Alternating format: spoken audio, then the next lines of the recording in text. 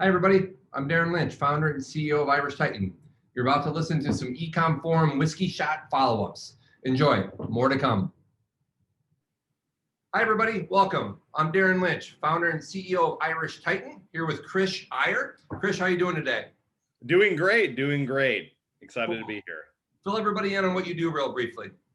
Sure, I'm head of industry relations and strategic partnerships for ShipStation. So half my job is kind of being the public face for ShipStation, meaning I've been told I have the perfect face for radio, so therefore it fits. But the other half is our long-term strategic partnerships, particularly with e-commerce marketplaces like our friends at Mercado Libre, Google, and many others. Yeah. So, thanks for joining us on one of these whiskey shot sized follow-ups to Ecom Forum. Ecom Forum is our annual event that is very deep and rich in e-commerce content. It's not a sales pitch or trade show. ShipStation has been a partner and a supporter of Irish Titan, but of Ecom Forum for a long, long time now. Krish, you were one of the speakers at 2020's Ecom Forum back in October, and you were great, very articulate, and had some really great insights. Thanks for doing that for us. Thank you. Yeah, we wanted to build on that with you, and particularly on one of the topics that you brought up that I thought was really interesting, because as we all know, for unfortunate reasons, that being the pandemic, 2020 was a great year for e-commerce in general. A few verticals, maybe not as much as others, but in general, e-commerce exploded, as we know. And best practices like BOPUS, buy online, pick up in store, et cetera, all of that just accelerated exponentially. But one of the things that people hadn't really talked about that you brought up was curbside pickup, curbside returns. And I think that's really interesting. People responded well to that when you brought it up back in October, because again, nobody really mentioned that yet. Everybody was talking about the buying side of it. So tell us a little bit more about your thoughts on that, and maybe what's transpired. Sure, absolutely. Well, I think first off, the idea of returns is really being rethought as to even what is a return. What do I mean by that? Previously, we had the idea that, okay, you bought an item probably in that November timeframe, maybe gave it around the holidays, and then January-ish was the time period that you didn't hurt anybody's feelings, but you went and returned that gift that you got. That, in my case, my parents still think that I'm my high school size, and I've gained a lot of weight since then. So, I don't but know.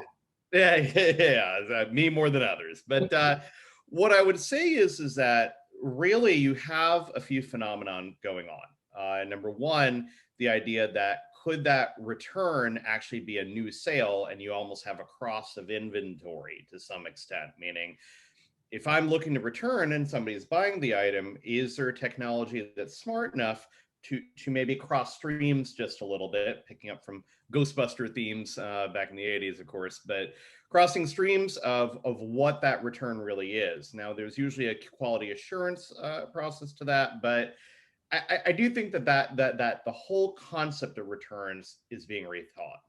The second is the returns window. What I mean by that, Darren, is again, we're typically used to buying in November and giving in December, and January being that 3 to 4 month period.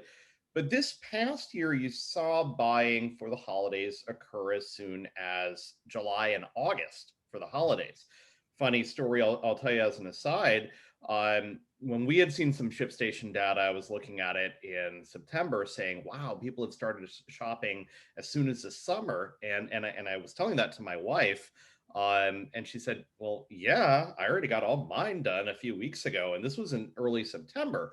So it really shows that purchase window started earlier. So then is it elastic to then say the returns window is then elongated? So that's a second consideration. The third, answering your point about the curbside returns, is how are we conveying that item? I mentioned before the idea of a return. It could be considered a new item, depending on how you think. But how do we convey that? Because returns are still messy and ugly. I still have a few in my car. that I'm too prideful to go in and admit that I don't want. So the idea is curbside returns. Could we make that easy? We saw a movement pre-pandemic of the idea that, hey, people just feel a little more comfortable with returns going and physically returning rather than just sending it into the ether. Could we have a hybrid of that? Maybe people are feeling a little uncomfortable still going into stores. I know I am. So therefore, could you return by curbside? But I'll take that one step further, Darren, giving you a little more to this answer than you might have thought you were Oh, getting. this is great. I think everybody was really interested in this when you brought it up. Yeah, I think the new phenomenon that we'll see later this year, mark my words, um, is the idea that could you get a cluster of retailers together that engage in curbside returns and pickups as a same process, meaning you have a bunch of retailers clustered together in a mall or in a mini mall or some sort of environment like that, where I may be going to do a curbside return, but then am I also doing a pickup for a new item? And Right. are there incentives and ways to decrease that friction that make that happen? Right. That's really thought provoking. I appreciate you bringing a different perspective to the conversation. First of all, hats off, maybe green leather top hats off to those who bought their holiday gifts in July, August, and September. Do not count me as part of that group. Um, Me yeah, neither. I was happy I got it all done by the end of November, but that's pretty impressive. So your idea around these curbside returns and sort of these hubs, is that has there been any data around that yet? Is that starting to actually happen? It is to some extent because we're seeing more companies get into the idea that we want you to come inside our stores. So, we saw the model of Kohl's with Amazon earlier, for a couple of years. We see our friends at Happy Returns, folks like that. So I can't really say that there's necessarily hard data, but the movement of getting people in stores, originally the impetus was around the idea that getting you in the store could drive a new transaction. And that's still true. However, could there then be another economy of convenience that happens as a result of that? That clusters of retailers, particularly with malls dying in some of the ways that we've seen, that could get you to do that as a more frictionless experience together.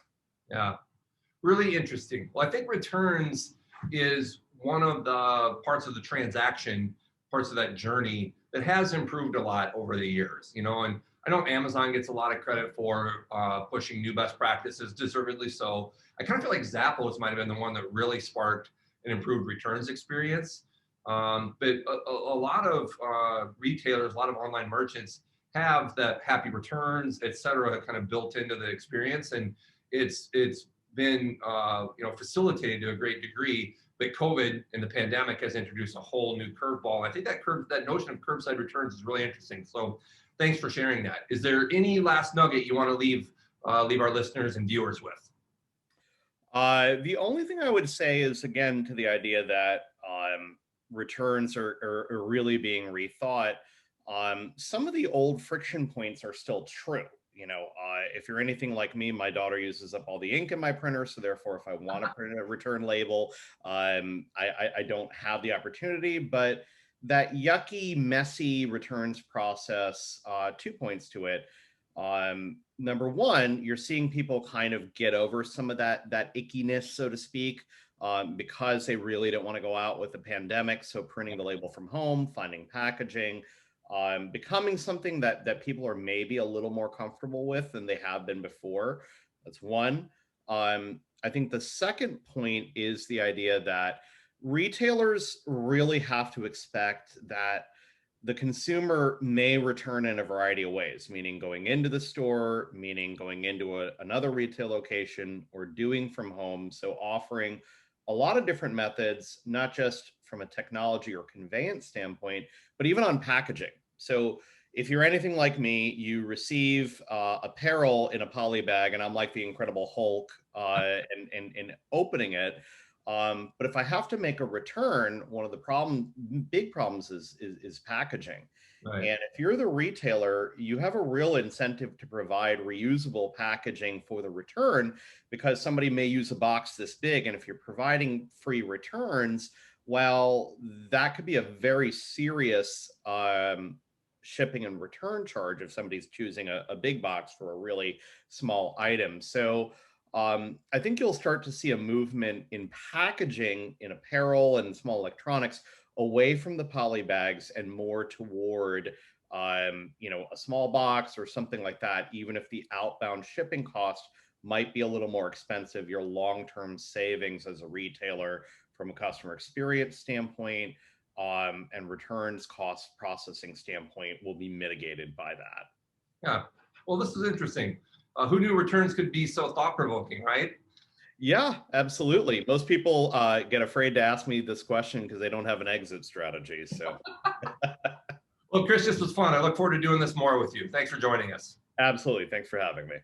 All right, everybody. Thanks for tuning in, or I should say clicking in. There'll be more to come. Sláinte. Hi, everybody. Darren Lynch, founder and CEO of Irish Titan here again. Thanks for joining our whiskey shot sized of Ecomm forum follow-up. If you want more information, fun, or shenanigans, please go visit irishtitan.com/ecom forum. Thanks. Have a good day. Sláinte.